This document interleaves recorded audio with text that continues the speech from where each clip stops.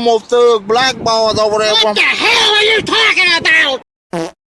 Hey, how's it going, everybody? Today I'm going to be making one more video about the Acolyte.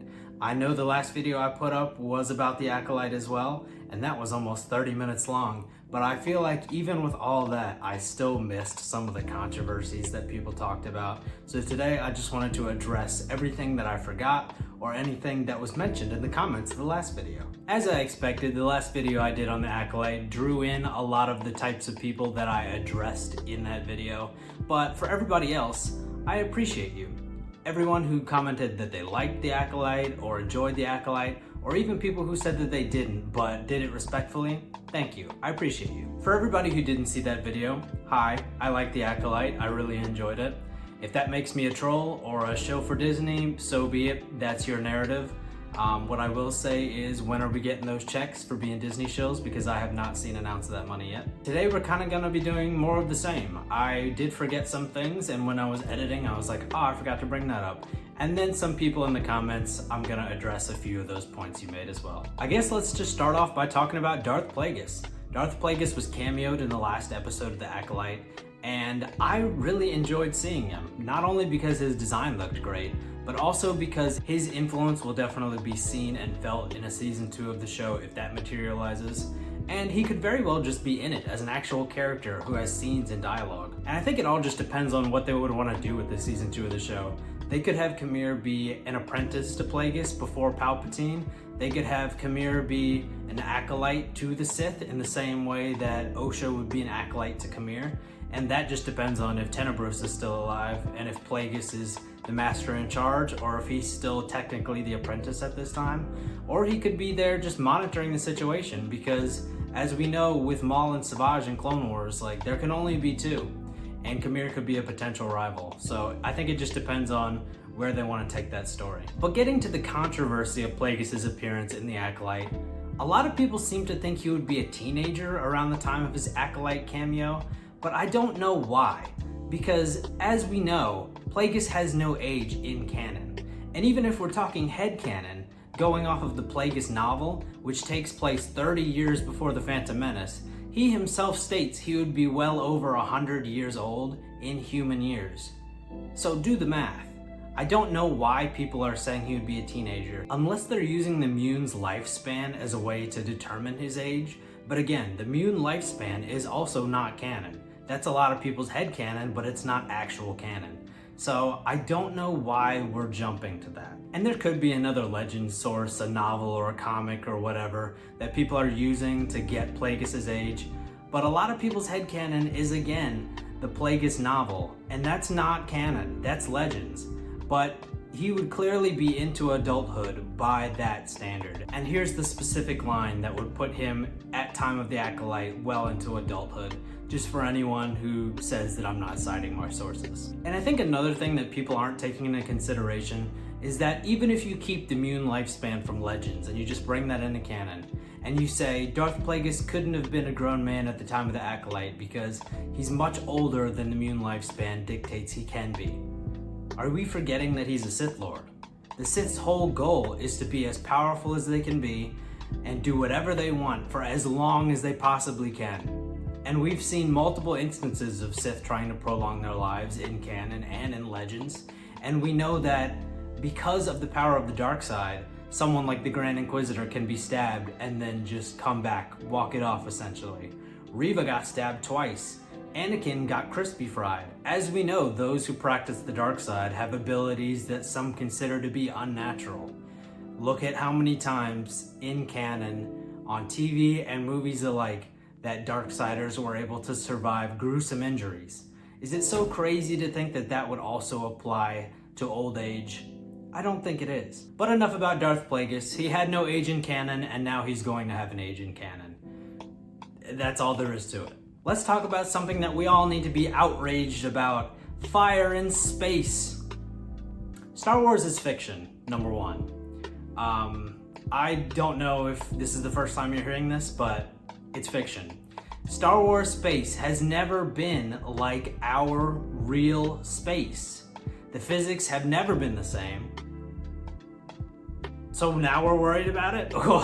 You know, back in the day, when I was just a young little Star Wars fan. We had 6 movies, and then we had the Clone Wars on Cartoon Network before any of the other shows, any of the other movies. I didn't think I would live to see the day that we complained about fire in space in Star Wars. This is just a little PSA for everybody who's upset about fire in space in the Acolyte. Fire in space has existed in Star Wars since the original trilogy, and there have been numerous instances since, which I will put on your screen right now. You know, we've got it in shows, we've got it in movies, and somehow it was never ever a problem until it comes out in something that you're trying to hate. And I think that really just cements this idea that I've had that if the original trilogy came out today, all of these people that claim to be true Star Wars fans would not love it as much as they do now.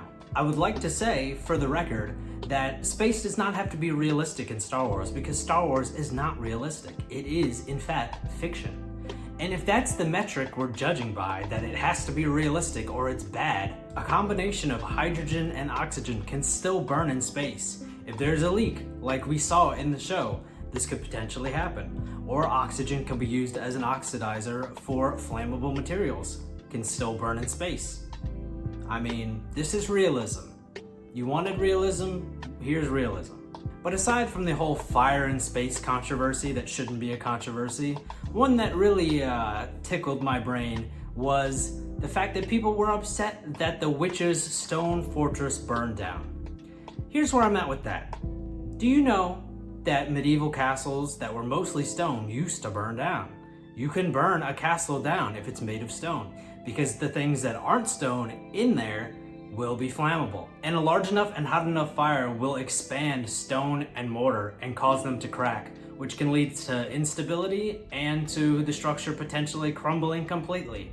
This is realism. This is what happened in castles back in the day. When English kings or French kings or whoever decided to burn down a castle, this is what happened. So how can a stone structure burn down? Here's a history lesson mixed with a science lesson. I just find these two particular criticisms of the Acolyte kind of funny, because this isn't a lore issue. This isn't the writers don't understand Star Wars or anything like that.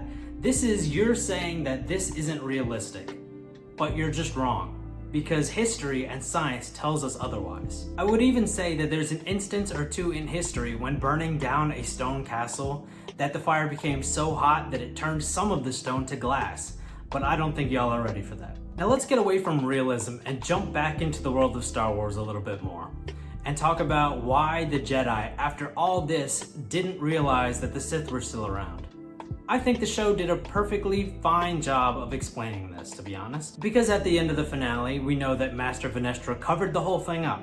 She blamed what happened on Sol, the deaths of the Jedi, and all that transpired back 16 years ago in the past. And so we know that the Jedi never were told about the Sith. And one could say that the Jedi should just know about the Sith anyway, because they have the Force, and they can intuit these things, and they can sense these things. Well, here's where I'm at with that. The Jedi never saw a Sith. The only Jedi that did see a potential Sith in Khmer are dead. And Khmer is never explicitly named a Sith. And now I know that's kind of a thin ice argument, because if it looks like a Sith, if it sounds like a Sith, it's probably a Sith. Yeah, I get it, but that doesn't necessarily make him a Sith, quote unquote, because as we know, the rule of two implies that there are only two, a master and an apprentice. Now, Khmer would not be one of the two, unless he's an apprentice to Plagueis that predates Palpatine. But what's more likely is that Khmer could be a rival to Plagueis, or most likely, Khmer is himself an acolyte to Darth Plagueis, who is still apprenticed to Darth Tenebrous. And if we're to take that into consideration, Khmer wouldn't be a Sith, because Ventress wasn't a Sith. Savage Opress was not a Sith. They might be Darksiders, they might practice the ways of the Sith, but there are only two, a master and an apprentice. And I think another thing that needs to be taken into consideration is that this is the High Republic. The Jedi are at the height of their power, and they believe that the Sith have been gone for a long time. So even if they encountered someone like Khmer, they captured him, they interrogated him, I don't think they would think he was a Sith. The Jedi of the time would be far too proud and arrogant to admit that Khmer would be a Sith. Because look what happens in The Phantom Menace not 100 years later. Qui-Gon Jinn, a Jedi Master, comes to the council and says, "Hey, I was on Tatooine and I got attacked by a Sith Lord." And Ki-Adi-Mundi and Mace Windu quickly say, "No, you didn't." And that's how it went. And ultimately, it took Qui-Gon Jinn's death for them to admit he was a Sith. There was no admission of that until the funeral. You also, during that prequel era, have Palpatine sitting as Supreme Chancellor and as Senator from Naboo for a long period of time. And the Jedi looked him in the eyes plenty of times and they did not know a Sith when they saw one.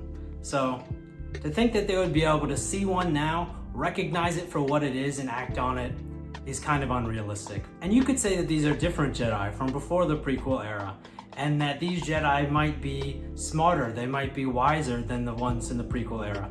Well, I would argue that that can't really be the case, because as we see in this show, there's already a high level of arrogance in the Jedi, and it's not in every Jedi at the same level, but there's definitely that, oh, we're untouchable, we're infallible feeling that the Jedi have. And they are, at least to a degree, subservient to the Senate, which is going to hinder their ability to go and do as they please and as they see fit. And I think this talk about the Jedi kind of leads into a point that I have to make. A lot of people are upset that the Jedi are portrayed as bad and the Sith are portrayed as good in this show. That's not the case. The Jedi are still good and the Sith are still bad. But I think humanizing them and giving them, a little bit of gray here and a little bit of gray there is a good thing. Since when did having complex characters become bad? I know that Luke is kind of, a goody two-shoes, and a lot of the Jedi can be described as that as well, but Anakin wasn't, and he's a fan favorite character. And Star Wars definitely has had Jedi make mistakes before, and it's definitely not a new thing that a Jedi isn't perfect. But I don't think it was ever held against them in the same way that it was in the Acolyte. I know that what happened in the Acolyte didn't paint them in the best light, but we still know that the Jedi of the prequel era were good people.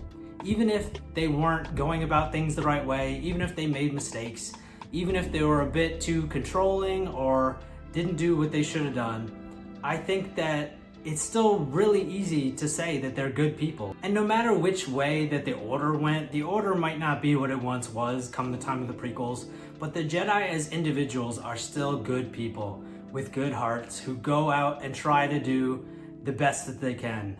And I think that's no different than what we see in the Acolyte. There's a lot of deception and there's a lot of covering things up, things that aren't what Jedi are supposed to do. But you look at someone like Sol, who has a good heart and tried to do the right thing, even if he messed up, even if he was extremely guilty about mistakes that he made, and he did make mistakes, but I never doubted his goodness and his want to do good. Now I think the opposite side of that coin is a little bit more interesting. The Sith being portrayed as good. And I say good with quotation marks because Khmer is not good. I don't know who needs to hear this, but Khmer was not being portrayed as a good guy. But what he is someone who apparently, to at least a degree, cares about Osha. But again, that could be an act that he's putting on just to gain her loyalty and her obedience. But he's also got some sense of what's fair and what's right by his own code. And I think that's something that's not really new. It's just something that we're seeing a little bit more in this show. The Sith aren't by nature evil for the sake of being evil. Now, I know that that's going to sound controversial because a lot of Sith are evil just for the sake of being evil. But by definition, a Sith doesn't have to be evil for the sake of evil. A Sith can be someone who looks at the Jedi, who have dictated how things are and how things need to be. And that Sith says, oh, you're not allowed to have an attachment. Well, guess what? I'm my own person and I can choose that and you can't stop me. And so Sith have that attachment.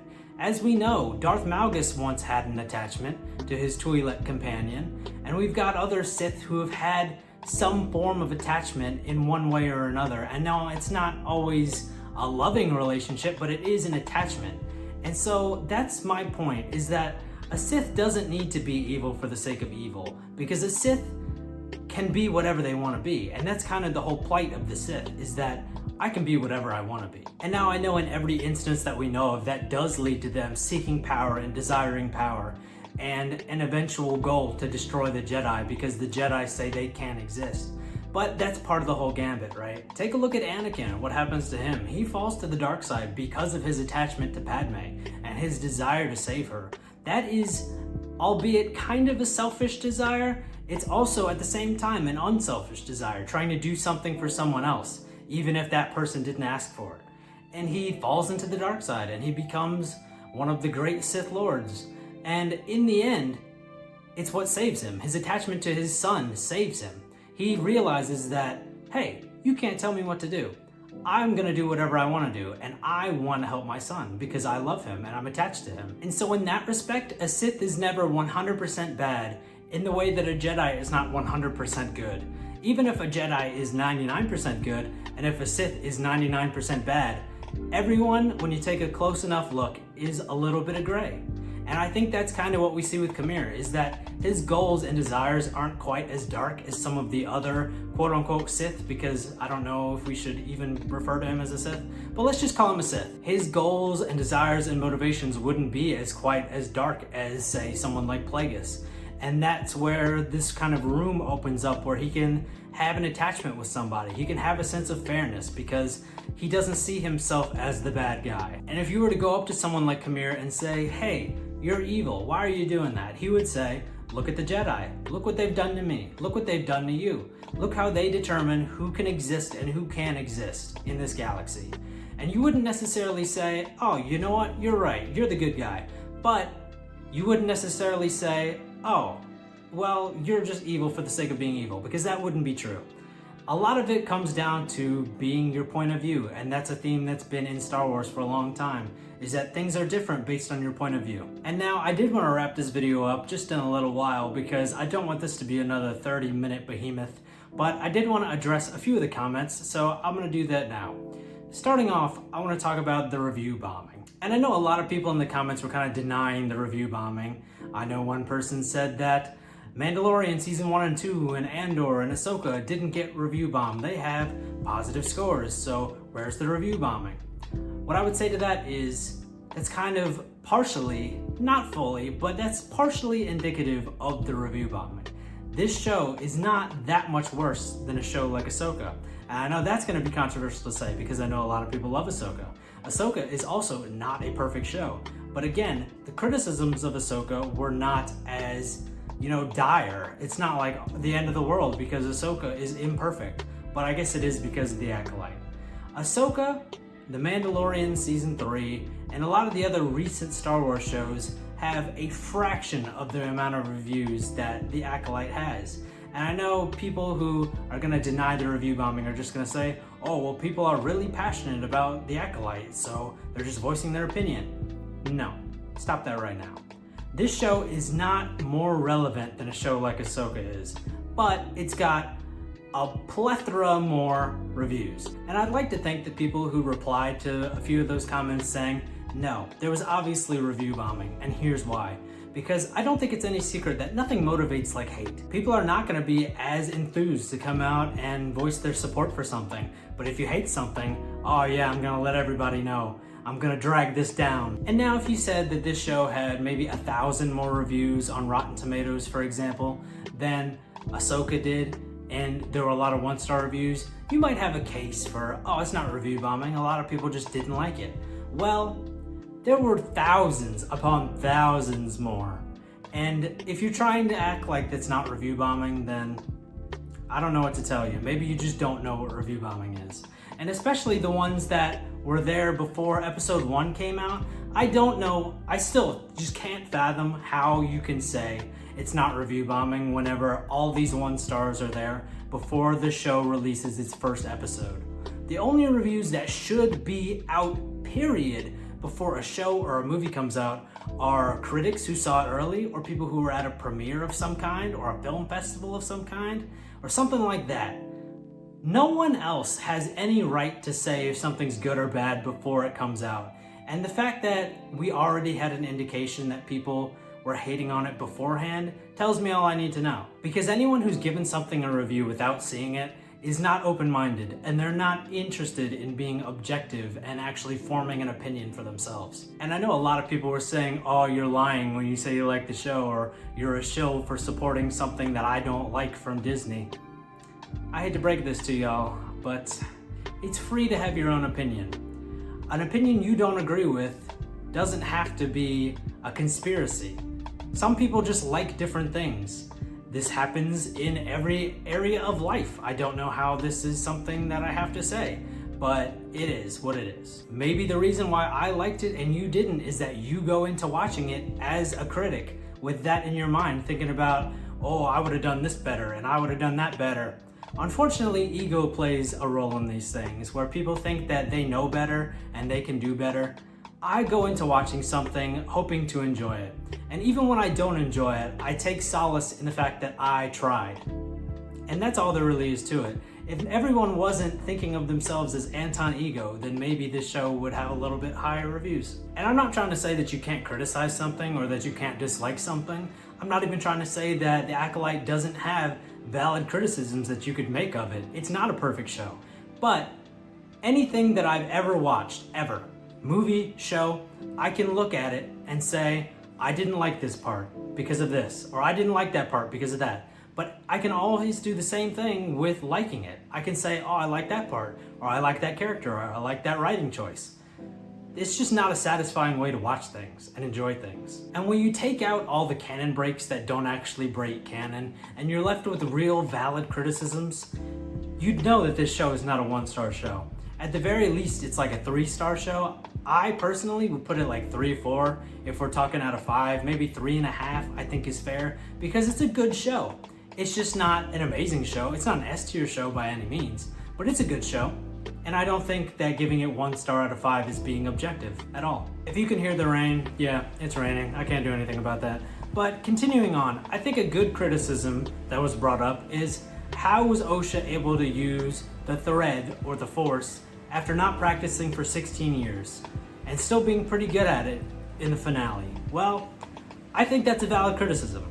But what I will say is this, if you're going to criticize that, you have to criticize a lot of Star Wars, because Sabine was able to use the Force in Ahsoka after not practicing for a long, long time, and not to mention we never saw her use the Force or even be implied to be Force sensitive in Rebels, so there's that. You have Obi-Wan Kenobi, who cut himself off from the Force for many years, and then by the finale of Kenobi is a full-fledged master once again.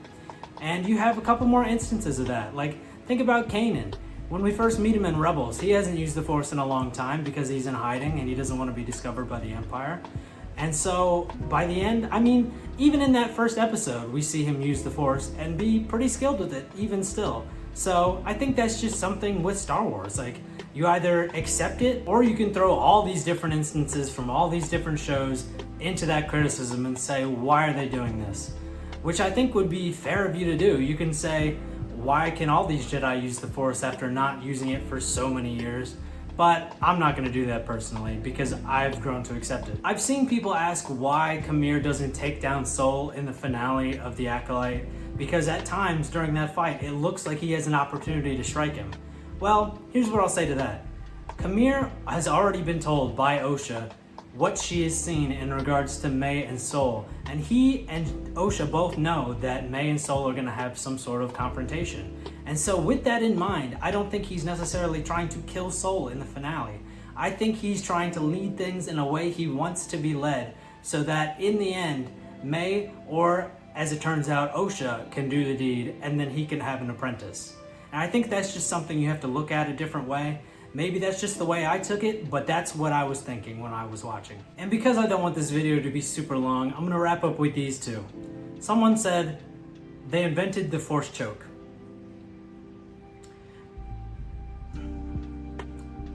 I don't know what you mean by that. I've got nothing for that. I don't know what you're talking about. Because there's a Force choke in there and it predates Star Wars that has been on screen before, I don't think that constitutes the invention of the Force choke. But if that's your narrative, then I mean, so be it. And the last comment I'm gonna address is that someone said they made a Jedi kill himself because he was guilty about helping kids escape a cult.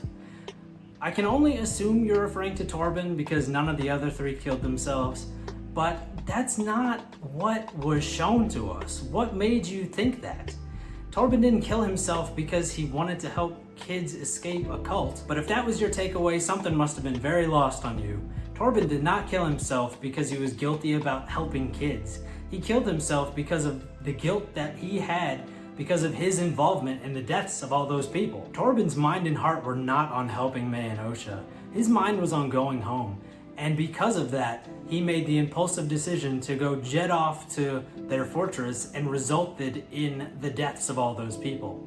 And I know he's not the only one at fault. Everyone has their own fair share of the blame on both sides. But let's not pretend like Torben killed himself because he was guilty about helping kids escape a cult. That's just misconstruing what was shown and told to us. I really don't know what else to say about that. That's just not what happened. I'm sorry, but that's not what happened. But yeah, I was trying to keep this video kind of short, probably under 10 minutes long. I don't think it's gonna be. It's probably gonna be 15 or 15 plus at this rate. I didn't really mean for it to go on this long, but it is what it is. If people keep commenting on this video or on the last video, then maybe I'll make a part 3 to the whole Acolyte discussion. I don't really want to, but if people keep saying new things that kind of blow my mind for good and for bad, then maybe we'll get that. If you enjoyed this video or stuck around to the end, please consider subscribing, or leaving a comment, because all those things help me grow the channel, and that's something I'm trying to do. I appreciate everybody who voiced their support in the last video's comments, or even disagreed respectfully. I appreciate everyone's ability to feel a certain way and then respect how someone else might feel about something. I appreciate that. Thank you for not bringing shame to us all like some people. Until next time, bye.